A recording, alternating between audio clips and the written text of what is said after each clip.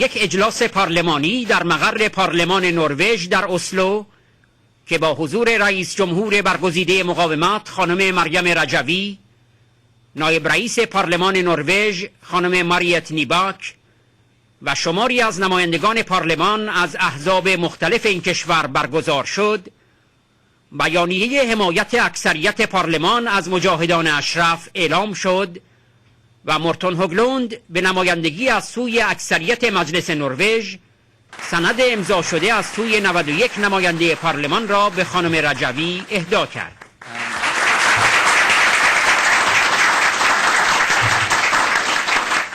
در این اجلاس پارلمانی علاوه بر نمایندگان پارلمان نروژ، لورد دالاکیا عضو مجلس اعیان انگلستان و معاون رهبر حزب لیبرال به نمایندگی از سوی کمیته ایران آزاد در مجلسین انگلستان، آقای یان کریستیان لوند نماینده پارلمان دانمارک، دکتر خوان گارسه وکیل مجاهدان اشرف در دادگاه اسپانیا و شمار دیگری از شخصیت‌های سیاسی، حقوقی و مدافعان حقوق بشر در کشورهای اسکاندیناوی شرکت داشتند. نایب رئیس پارلمان نروژ که اجلاس پارلمانی را افتتاح کرد، طی سخنانی ضمن خیر مقدم مجدد به خانم رجوی، حضور نمایندگان پارلمان نروژ از احزاب و گرایش‌های مختلف سیاسی در این اجلاس پارلمانی را خاطرنشان و تأکید کرد: ما در پارلمان نروژ به شدت در قبال نقض حقوق بشر در ایران، نقض حقوق اقلیت‌ها، سرکوب تظاهرات و به خصوص در مورد اعمال فشارهای ضد انسانی رژیم ایران علیه اعضای اپوزیسیون در شهر اشرف در عراق نگرانیم و امروز می‌خواهیم وضعیت را در سخنرانی خانم رجوی، رئیس جمهور منتخب مقاومت ایران، بشنویم. رئیس جمهور برگزیده مقاومت در سخنرانی خود ضمن سپاسگزاری و قدردانی از حمایت اکثریت نمایندگان مردم نروژ از مقاومت ایران و مجاهدان اشرف تأکید کرد: بیانیه اکثریت نمایندگان نروژ که بر حفاظت و ممنوعیت جابجایی اجباری ساکنان اشرف تأکید می‌کند، بیانگر پایبندی شما به ارزش‌های انسانی است. این بیانیه است برای حقوق بشر، برای صلح و برای امنیت جهانی. شما دوستان روزهای سختی و مرارت مردم ایران هستید و هیچگاه در خاطره مردم ایران فراموش نخواهید شد.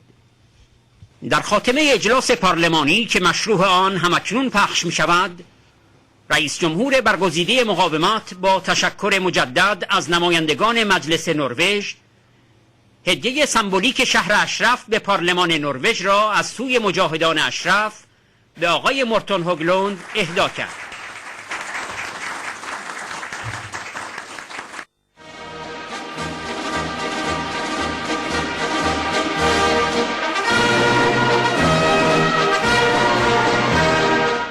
بیانیه اکثریت نمایندگان پارلمان نروژ: ما بسیار نگران وضعیت 3400 عضو اپوزیسیون ایرانی مستقر در کمپ اشرف در عراق هستیم. رژیم ایران تلاش می‌کند از طریق دولت عراق آنان را نابود سازد. حمله مرگبار نیروهای عراقی به کمپ اشرف در 28 و 29 ژوئیه 11 کشته و 500 زخمی و 36 گروگان از اعضای سازمان مجاهدین خلق ایران، اپوزیسیون رژیم ایران، به جای گذاشت. گروگان‌های بیگناه تنها بعد از یک کارزار گسترده جهانی و بعد از 72 روز اعتصاب غذا در حالی که در آستانه مرگ قرار داشتند آزاد شدند. عفو بین الملل، فدراسیون جهانی حقوق بشر، سازمان جهانی علیه شکنجه و دیدبان حقوق بشر و اسقف اعظم کانتربری طی بیانیه‌های متعدد ضمن محکوم کردن این حمله نگرانی خود را در مورد وضعیت ساکنان اشرف ابراز داشتند. قطعنامه 24 آوریل 2009 پارلمان اروپا تصریح می‌کند ساکنان اشرف افراد حفاظت شده در چارچوب کنوانسیون 4 ژنو هستند و دولت عراق باید به حقوق آنها احترام بگذارد و از اخراج آنها یا جابجایی اجباری آنها در داخل عراق خودداری کند و به محاصره آنان پایان دهد. امروز یک نگرانی عمومی وجود دارد که نیروهای عراقی بار دیگر به درخواست رژیم ایران و برای خوشامد این رژیم به کشتار ساکنان اشرف مبادرت کنند. نیروهای مهاجم همچنان در اشرف و اطراف آن حضور دارند. ما ضمن اعلام همبستگی با ساکنان اشرف و خانواده های آنها حمایت خود را از خواستهای آنها اعلام و از دولت نروژ می خواهیم در هماهنگی با سازمان ملل متحد، اتحادیه اروپا و دولت آمریکا به طور خاص برای تحقق فوری موارد زیر تلاش کند. تضمین حفاظت ساکنان اشرف و عدم تکرار حمله و خشونت و جابجایی اجباری توسط نیروهای آمریکایی. تأکید سازمان ملل متحد بر ممنوعیت جابجایی اجباری ساکنان اشرف در داخل عراق به عنوان افراد حفاظت شده. التزام دولت عراق به قطعنامه 24 آوریل 2009 پارلمان اروپا و تصریح بر حق ساکنان اشرف در برخورداری از حقوق و حفاظت‌های بنیادین کنوانسیون 4 ژنو. امضا کنندگان بیانیه همچنین از دولت عراق می‌خواهند به مواد فوق که منطبق با موازین حقوق بین الملل و حقوق انسان دوستانه و حقوق بشر بین المللی است احترام بگذارد و آنها را به اجرا درآورد. اجرای این مواد اعتبار و حیثیت عراق به عنوان یک دولت مستقل و دموکراتیک را که متاسفانه زیر علامت سؤال رفته احیا می کند و ارتقا می دهد.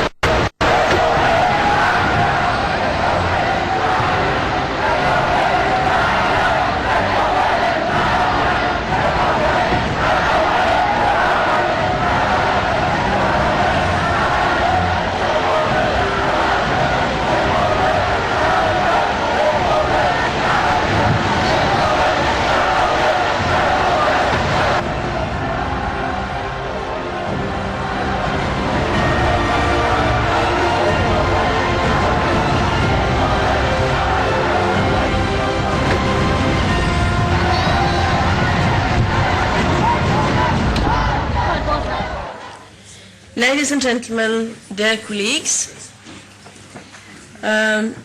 it is an honor for me to welcome you to this meeting. This is a meeting about Iran, and it is also a meeting about the situation in the refugee camp in Ashraf in Iraq. And first and foremost, it is a meeting with Mrs. Maryam Rajavai. Welcome to us. Some of us had the honor and the pleasure of meeting her yesterday, and we were talking to her about the current situation in Iran and also about Ashraf. And may I say,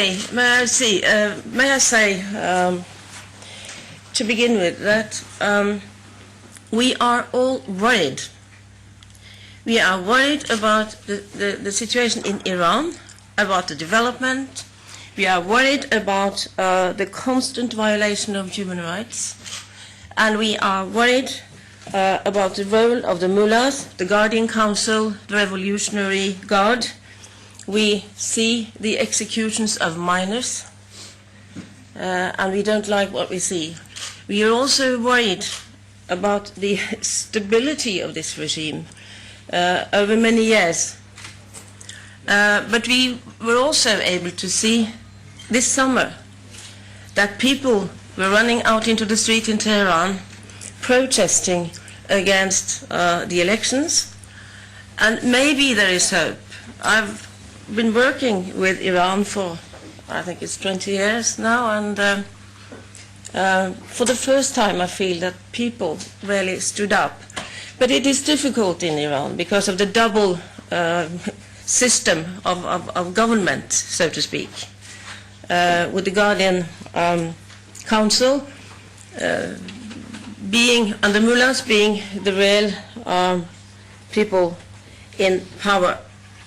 Then, of course, we are genuinely worried about the situation in Ashraf. And can I add that when the Committee on Foreign Affairs, that was the committee until this autumn, had a visit from the Secretary General of the UN in June, we took up the situation of what was going on in Ashraf. You will hear more about this. My role here is to welcome you all, and first of all to welcome Mrs. Maryam Rajavai once again. You've been in Norway twice before. I remember very well the first time. I was in 1995. And what I remember most was that Maryam Rajavai wanted to attend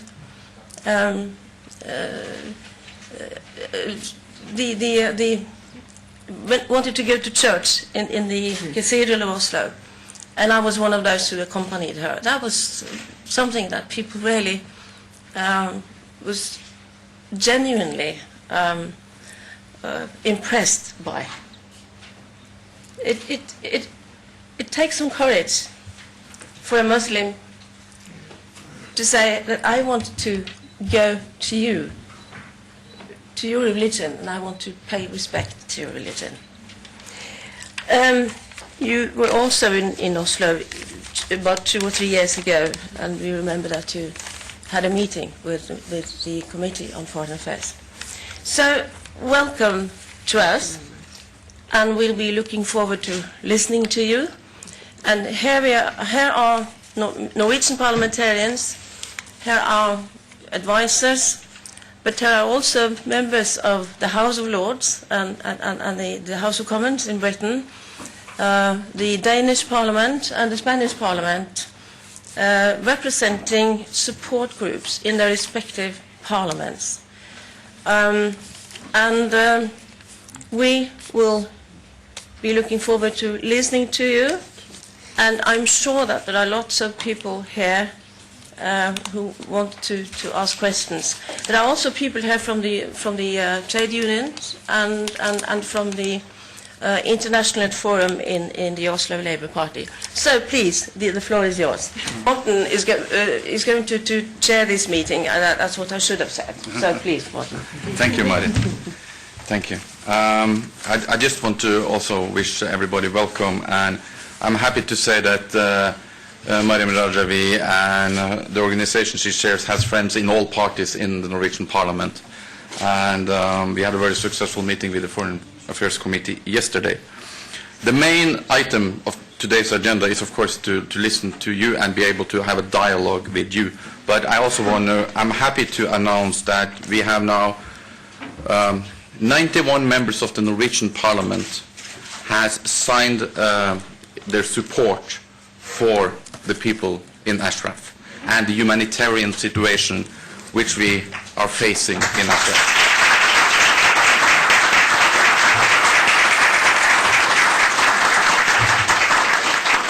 And this shows the broad support for the people of Ashraf, for freedom in Iran, and I'm very happy to hand over this book with the signatures.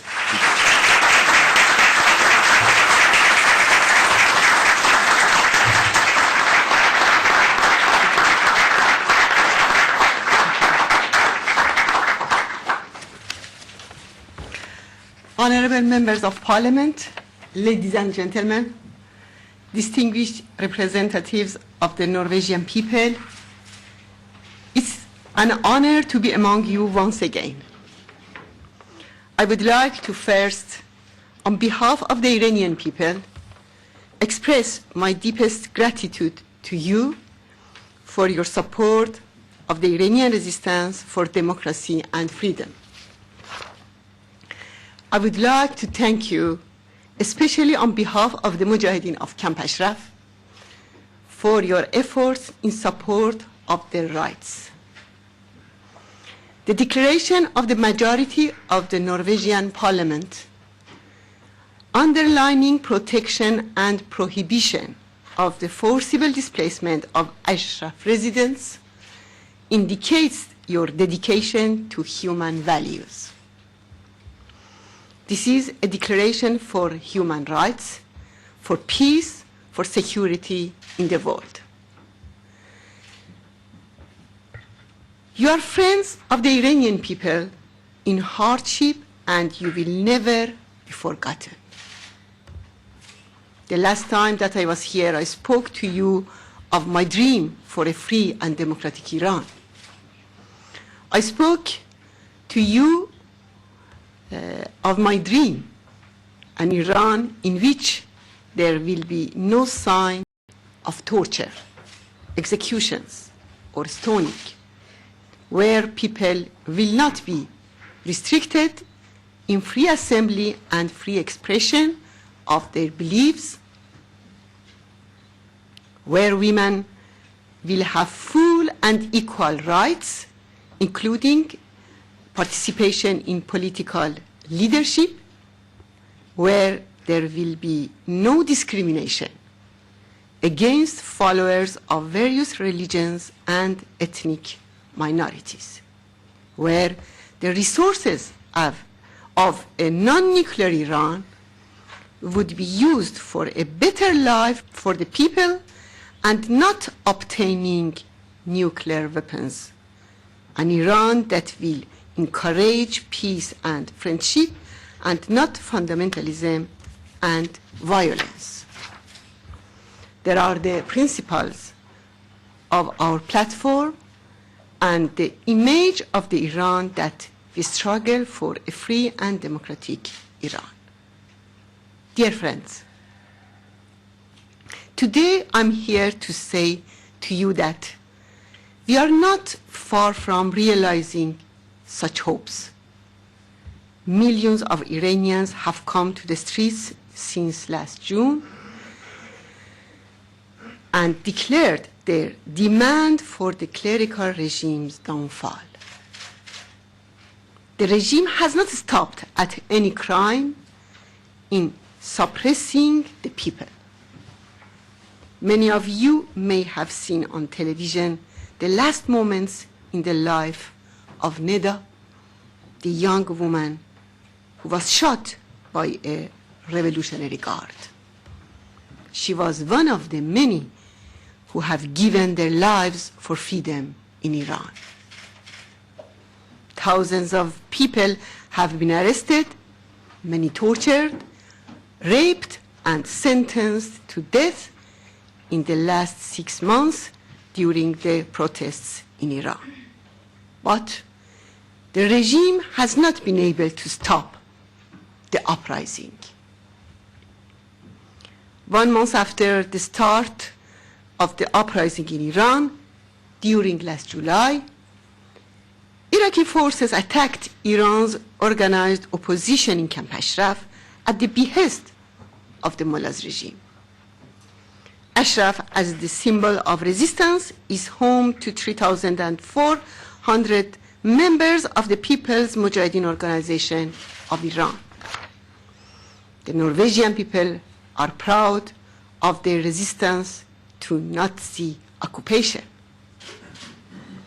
The success of the Norwegian resistance could be seen in the determination of its fighters in snowy forests and the hope that they generated in the hearts of their people so they could continue their resistance to the occupiers. I believe you understand well the reason for which the mullahs want to destroy Ashraf and pressure the Iraqi government. The people of Ashraf are women and men who have dedicated their lives to the prosperity of the Iranian people. Indeed, as Masoud Rajavi, the leader of the Iranian resistance, has said, the attack on Ashraf at the behest of the mullahs regime during the Iranian people's nationwide uprising clearly showed that Ashraf is the source of hope and inspiration for the Iranian people. Many of them were imprisoned and tortured by the mullahs regime. Khamenei hoped to destroy Ashraf and spread despair among Iranian people. But the perseverance of Ashraf's residents and the extensive international solidarity with them defeated the regime's plots. The UN Secretary General, Mr. Ban Ki-moon, formally declared in his report to the Security Council last month that UNAMI, with support from the United Nations High Commissioner on Human Rights, has undertaken the monitoring responsibility in Ashraf. This is an important step forward, but the battle continues. The mullahs regime tries to pressure the Iraqi government to destroy Camp Ashraf before the upcoming Iraqi elections in January.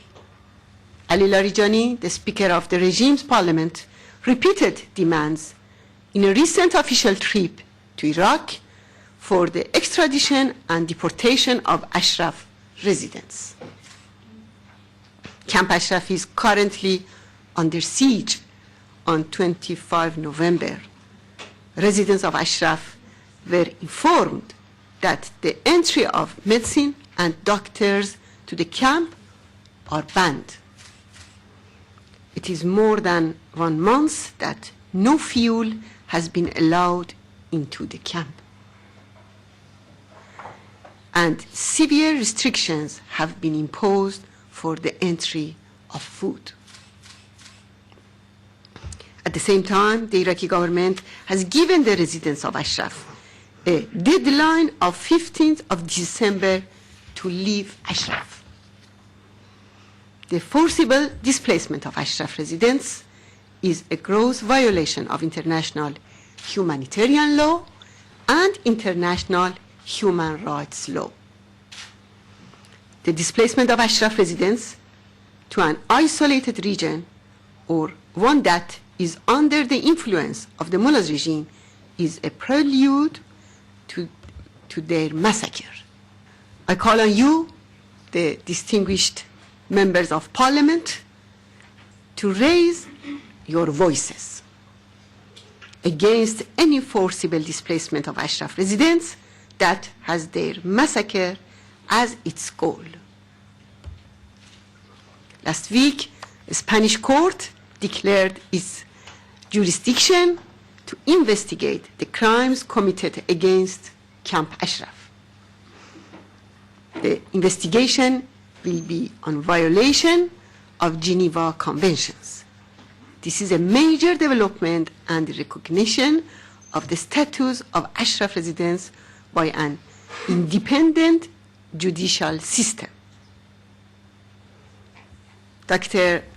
Garces, the leader lawyer in this case, who present here, will certainly explain more, but I think this decision is a formidable backing for effective international measures to protect the rights of Ashraf residents. Norway can play a historical role in this issue due to its international credibility. I appeal to you to request the Norwegian government to initiate a firm position by the United Nations against any forcible displacement or use of violence against the residents of Camp Ashraf. UN should oblige the Iraqi government to respect the recognized rights of Ashraf residents under international humanitarian law and international human rights law. This would be the necessary step for Iraq to join the community of democratic countries. Distinguished members of parliament, Khamenei has not been able to contain the uprising and regain his lost balance through domestic suppression and an attack on Ashraf. Therefore, he tries to accelerate his efforts to obtain nuclear weapons and to cover up his domestic weakness and instability. Negotiations and appeasement of the mullahs is a dangerous policy that shall result in a fundamentalist regime becoming armed with nuclear weapons. In response to IAEA demand to close down the Qom facility, the Iranian regime said that it intends to build 10 new nuclear sites and more centrifuges. In the last anti-government demonstration, on the 4th of November, the Iranian people declared their disapproval of this policy and called on President Obama to make clear whether he stands with the Iranian people and their aspirations or with the mullahs regime. Indeed, the message of the Iranian nation to President Obama and Western governments is simple and clear. You have to make a choice. Choose between the Iranian people and the Khamenei and Ahmadinejad regime. Choose between human rights or commercial interests. Choose between defense of liberty and siding with the people or closing your eyes to the regime's crimes and pursuing a policy of appeasement. The Iranian people's message to Western governments is you cannot have it both ways. The time has come to choose. The time has come to listen to the voice of the Iranian people for change. A democratic change by the Iranian people and their resistance. Please allow me to once again call upon you, my distinguished friends and members of parliament, to actively support Ashraf. The Iranian people look to Norway and your support. There are many barriers, but I have no doubt that with your help, we will overcome them. We shall overcome and freedom will echo in Iran. I thank you all.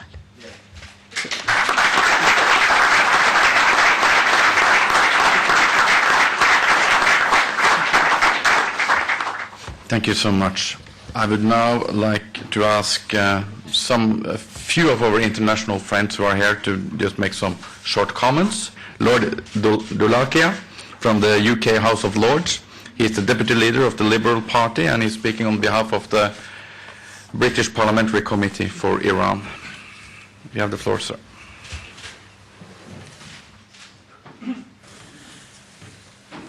Distinguished Chairman, parliamentarians, members of the trade unions, international friends, and my dear friend, Maryam Rajavai, can I first of all thank you for giving me this opportunity to address you. I come here as a British parliamentarian, a member of the House of Lords, and I come here also to demonstrate that my parliament, within which over 300 members in the House of Commons have given support to the cause of Iranian movement, and in the House of Lords, equally, the same number of people who have been part of support for the cause of the freedom of Iran as advocated by Mrs. Rajavai. It hasn't been an easy exercise, but let me say why I'm here. You know, everywhere in the world that I travel, Norway and the Scandinavian country stand as a beacon of democracy and rights and liberties of people throughout the world. Some of us can't claim the same thing because we were part of an imperial heritage. But you can, because you have that respect throughout the world. And I'm here again to support you. And I'm delighted that 91 or more than 90 people have signed that particular resolution that shows your determination in terms of tackling the injustice that exists in Iran today. But there is another reason I'm here.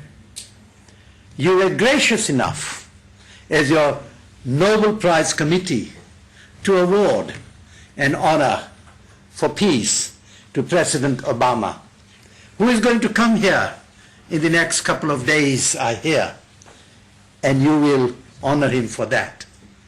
I just want you to have a quiet chat with him, that with that peace, he also carries the responsibility to make sure that there is justice and peace and liberty in Iran. And as a sign of that one, United States must come out of the cocoon within which it finds itself and support, to start off with, the citizens of Ashraf. But there is another reason why we are here. Because Iran insulted the Nobel Committee by returning one of the Nobel Prize to one of its citizens. That shows you how oppressive this regime has been. And it is right and proper. And I always said, it is not people who are fighting in Ashraf to preserve their rights and dignity to stay there, which is their right under the United Nations Convention. They will do that. But when good people do not speak, then we are as responsible as the others in trying to condone what is going on. And I very much hope that we'll be able to put right. And the reason I say this, as British parliamentarians, we are very proud. We took the government on when they proscribed PMOI as a terrorist organization. And we say no. We took up them through various courts in the United Kingdom. And finally, it was resolved at the highest level that this was not a terrorist organization. And indeed, we are very proud in the memory of Lord Slynn and other famous constitutional lawyers who played their part in trying to light this beacon and saying to the world, respect for what this particular movement is doing. But the second reason I think is also very important. Mrs. Rajavai mentioned about the position that Iran plays in world politics. Do you know it is in the interest of Iran to focus attention on Ashraf in what is going on, because it can then hide behind that particular picture for some of the vile policy it is pursuing in relation to nuclear arms, in relation to the shipment of arms to parts of African continent, in parts of Eritrea, in Somalia, where it has created so much uneasiness, strife. And it is against the interest of many of the peace-loving nations in the way Iran is behaving, apart from its nuclear capacity that Mrs. Rajavai has mentioned. So what do we do? And I've got a very limited time, and I think it is right and we identify this very clearly. I have always believed that citizens of Ashraf must be protected. The violence that was perpetrated, which resulted in a number of deaths, but more important than that, the injuries that was caused. And I can tell you, if any one of you were to watch that particular video, you will have tears in your eyes, because this should not happen to any citizen who is a peace-loving person living in that country. And I can tell you now, when the Americans and Britons and everybody have left Iraq, I have no doubt at all that Iran's eyes is also on Iraq and much of the wealth, etc., that it could sequester from that particular country. We need to make sure that this doesn't happen. So how do we go about it? In the few minutes of my time, let me first of all say that we must speak up at every level. The United Nations UNAMI not simply should monitor. Monitoring is the end product of what has happened. They'll say, yes, this is what happened, but I don't even want that to happen. And for that not to happen, United Nations has a right, UNAMI has a right to ensure that it offers that particular protection on behalf of the civilized world to the citizens of Ashraf. But we must have another strategy. I said to you, we can't keep quiet about it. We can't just sit down and say, yes, we are aware, pass a resolution saying this is wrong.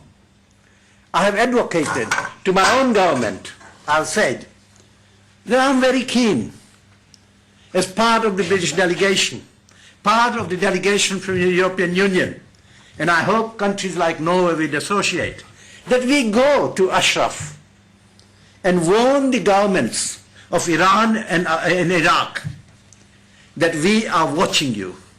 We are here to ensure that there is justice and freedom of the people who are living in that camp.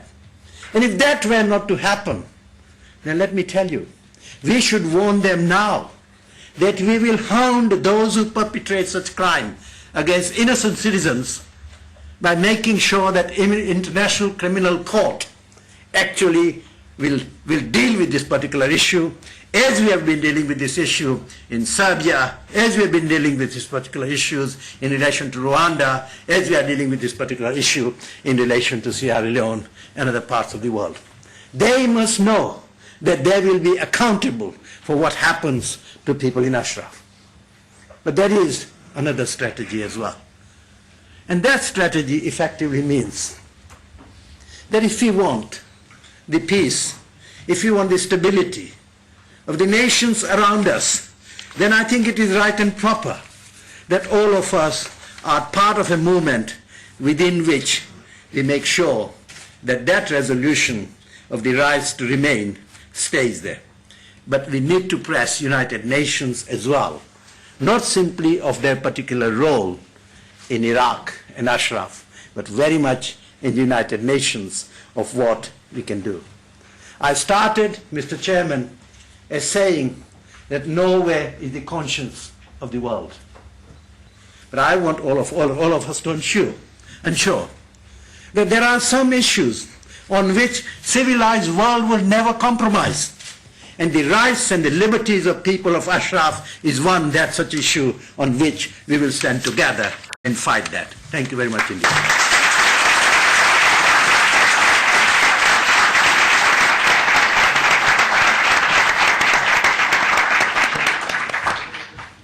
Then I have the honor to give the floor to a prominent international lawyer, Dr. Juan Garces. And we will very much like to hear from him about the legal perspectives and whatever he has to convey. The floor is yours. Mr. Chairman, Mr.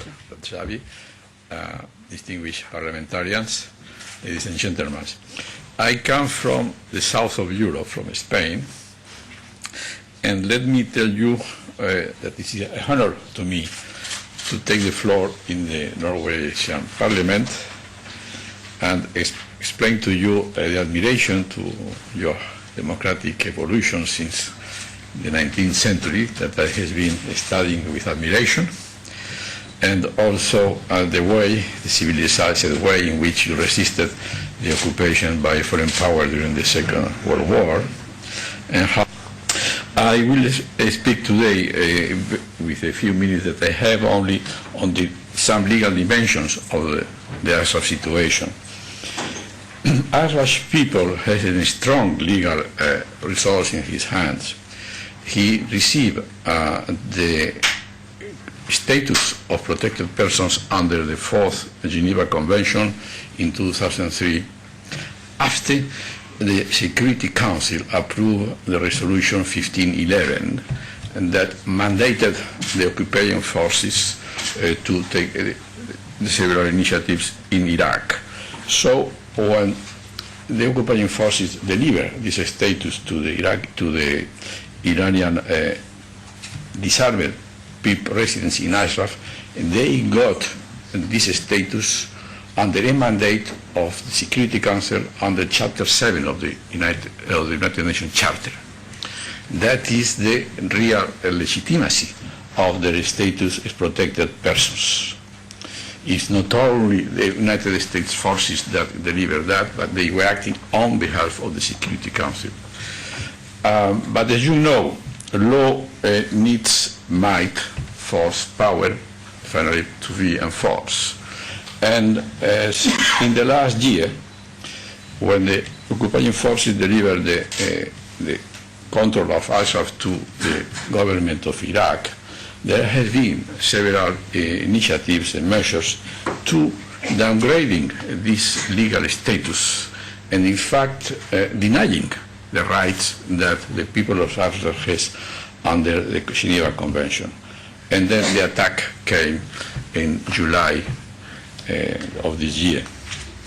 We in Spain, we have been studying the situation from 2 points of view, from the Geneva Convention and also from the risk of a situation that could apply under the status of the Genocide Convention.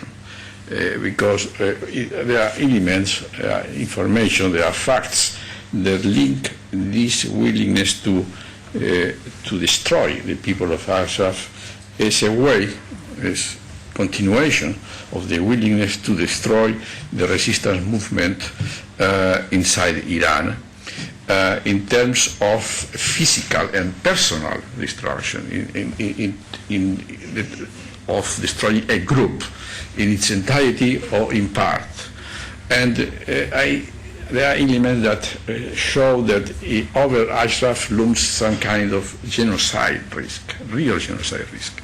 Then we collected the facts that were known. We analyzed that from the point of view of the Geneva Convention and the Genocide Convention. We remember the court, the International Court of Justice, the World Court, in the last decisions concerning the interpretation and application of the Genocide Convention, the Convention Against Genocide, that every people, every institution, every government, every person in the world has the obligation to prevent the genocide. Because the Convention has two sides, the punishment of the crime and the prevention. And the World Court says the prevention is an obligation to everyone, an obligation, a government we say in Latin, independently of the result. The result is not in your hands, but the action to prevent is in your hands, even if finally the outcome is not so successful as you are looking for. But this is an obligation. Then I went to the court with those arguments, with those facts, and last week the judge accepted its jurisdiction under the Geneva Convention, and that is important. It's a precedent very interesting because the internal Spanish law concerning universal jurisdiction says that a Spanish court has only jurisdiction if three conditions are present. The defendant is in Spain, or there are Spaniards involved in the crime, or there is a special link between Spain and the country where the facts are committed. In neither of the three conditions are present in this case. But the judge decided that given that the Article 146 of the Geneva Convention oblige the member parties to declare its jurisdiction to prosecute a grave infraction to the Convention, then he got the jurisdiction directly from the Convention and declared the competence of his tribunal to investigate the crime committed in Ashraf. In 2 words, the international treaty overrides the internal conditions for exercising universal jurisdiction. That is a very important decision that certainly will face controversy, will face resistance, if I can say internationally, because if every country took this obligation in the convention in the same way, in the same terms, we can be sure that the law will be more effectively applied and respected in the world. So I think that the president in the Spanish court should be backed. I would like also to add that this court showed its independence, taking this decision against the opinion of the public prosecutor that said, no, you don't have jurisdiction, and the court said, yes, because there is here the Convention of Geneva that gives me this jurisdiction. But as you know very well, law needs being backed sometimes by force to be respected. I realize that you have said that in many parliaments, particularly in this one, are backing the rights of the people of Assad in front of the danger, real danger that they are facing. There are already hundreds of victims. We have now an independent branch of the judicial branch of the state that accepts to take the case and has sent a rogatory letter to Iraq saying, tell me if there is a court in Iraq that is effectively investigating the facts. Because if that is the case, and we all wish that the Iraqi courts effectively investigate the facts and punish the responsible for the massacre, then the investigation will go ahead in Iraq. But if that is not the case, if there is no effective investigation, then the Spanish court will activate, that is what we asked from the court, the fact-finding commission of the Geneva Convention to send an international delegation to establish the facts and then to eventually take the initiative for prosecuting, sending orders of arrest, international orders of arrest, etc., against the perpetrators. So we have parliamentarian help, understanding help. We have already a judiciary institution. Maybe other courts will also investigate other dimensions of the repression in Iran. But what we don't have yet is an executive branch of government that takes similar decisions. And that will be certainly a big contribution, because we are talking about international law, the United Nations, but as you very well know, it's the nation state, is the state who is the engine of the United Nations. So if the Norway state can take this initiative and create this precedent in terms of the relations with Iraq and with Iran, I think that it would be a very helpful and major contribution. And I will not be surprised that this initiative could be taken in Norway, given your personality, not only in history, as I mentioned at the beginning of my intervention, but also in, I should say, in your standing in face of the possibility of becoming part of the European Union. I have been following very closely from Spain how the people of Norway exercised his right to say, no, we have all the choices, we have all the possibilities. And I want to give you my admiration for this vote and for the respect of your government to the outcome of the vote. Thank you.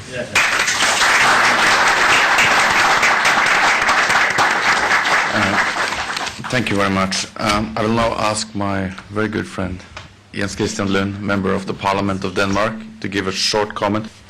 Madam President, dear colleagues, dear friends, ladies and gentlemen, I am a little unhappy to stand here after 3 so marvelous speeches, because first of all my English is awful. Secondly, I cannot speak as well as the other 3 persons who had made the speech. But I will say something to you. As you know, or some of you know, I have been a soldier for 42 years. and by mistake I was elected to the Danish Parliament. And after coming to the Parliament, I realized that the most important thing for me was to look at the system in Iran. As a former soldier, I cannot accept a system like the Iranian system. And therefore, I would like to make tribute to all these people who have been killed by the system, and also to the people who were killed during the attack on Ashraf last July.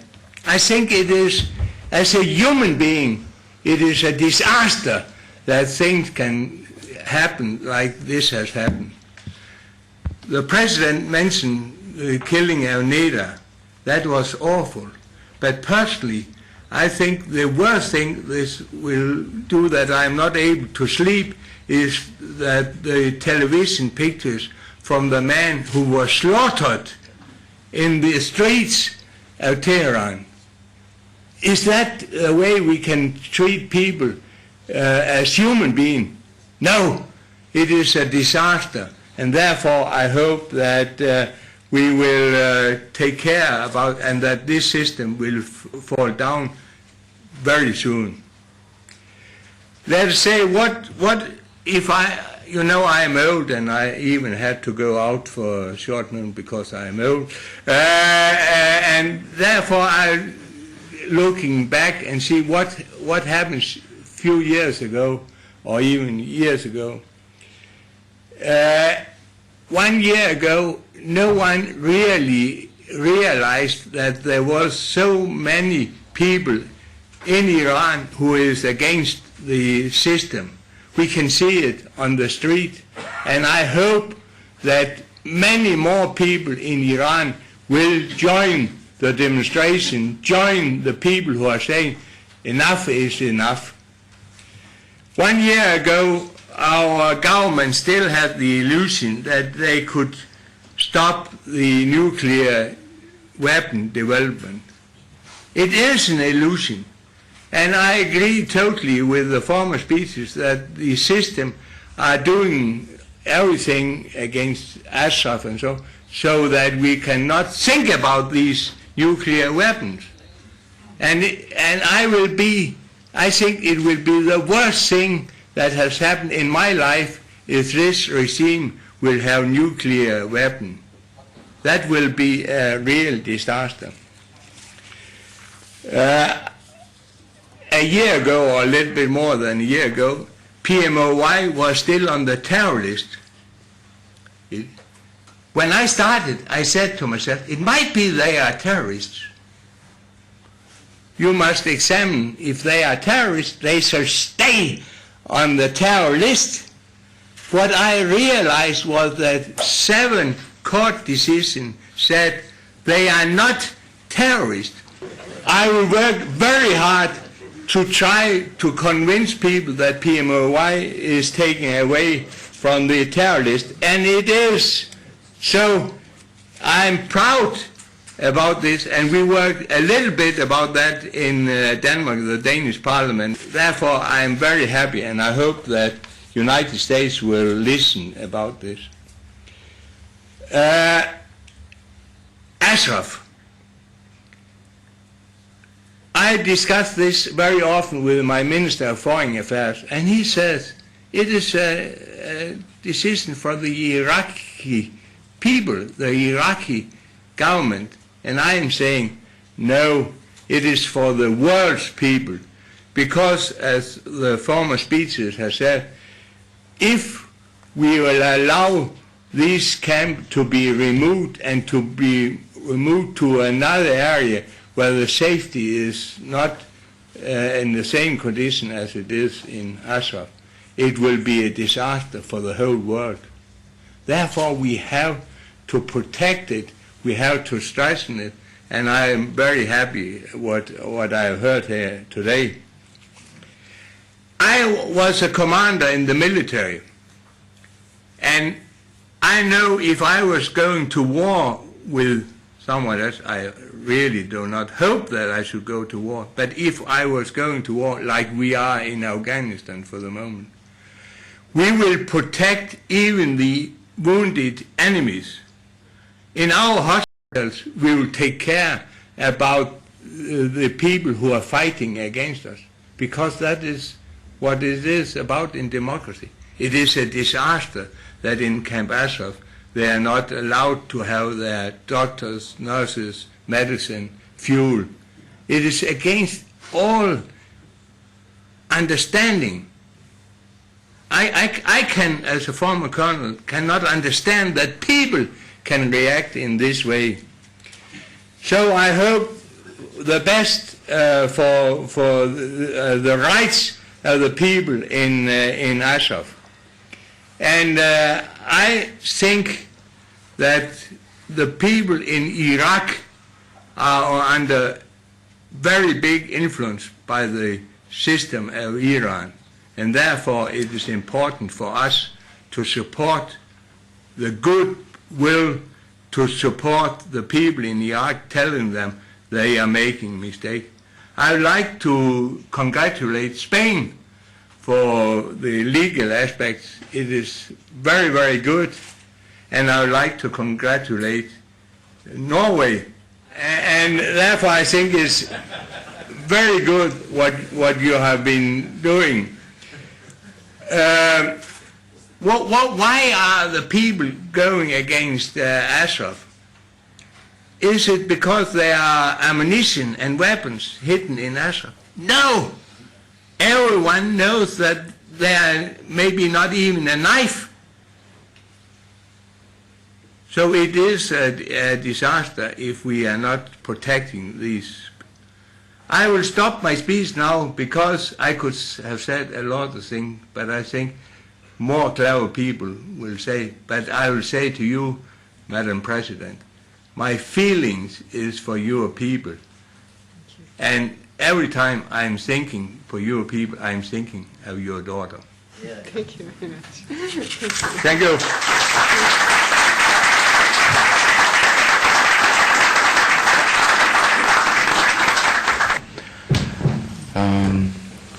I don't know if Mrs. Rajavai want to say something at the end or...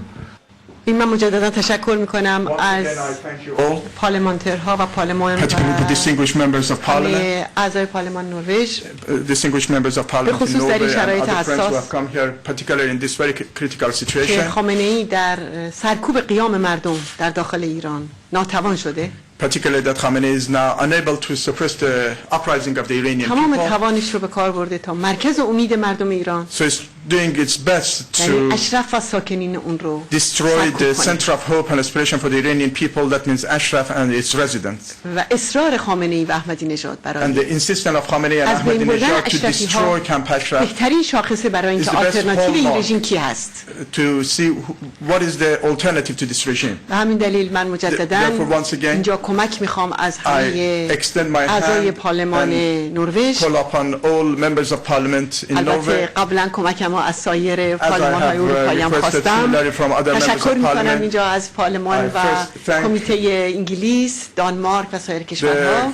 Parliamentary Committee in Britain and Denmark. I extend my appreciation to them, and also from Dr. Gapse, and the great achievement, the judicial achievement that he has had so ولی far. فکر میکنم که این همبستگی جهانی علیه یک جنایت علیه International بشریت solidarity against a crime which has been committed in Ashraf فقط به نفع مردم ایران نیست، is not only in the benefits of the Iranian به people, نفع مردم منطقه و but دنیاست. also the benefits of the people of the region and the rest of the world. چون یک Because دیکتاتوری مذهبی حاکم بر a تهران religious dictatorship ruling Iran از یک آلترناتیو میترسه، is fearful of one اونم alternative, آلترناتیو شورای ملی and مقاومت that is the alternative of the National Council of Resistance و in Iran, نیروی محوری اون یعنی and مجاهدین. it's the principal force, the People's Mujahideen تمام Organization of توانشو Iran, داره به کار and میبره اینا therefore رو they are نابود doing their کنه best and using all their tools to destroy this movement, تا شاید بالانس از دست رفته so that they may regain the در balance that داخل they ایران have lost. سرکوب قیام ها رو به دست بیاره.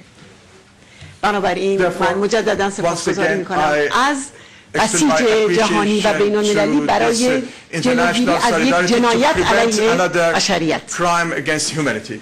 Thank you very much. Thank you. Thank you.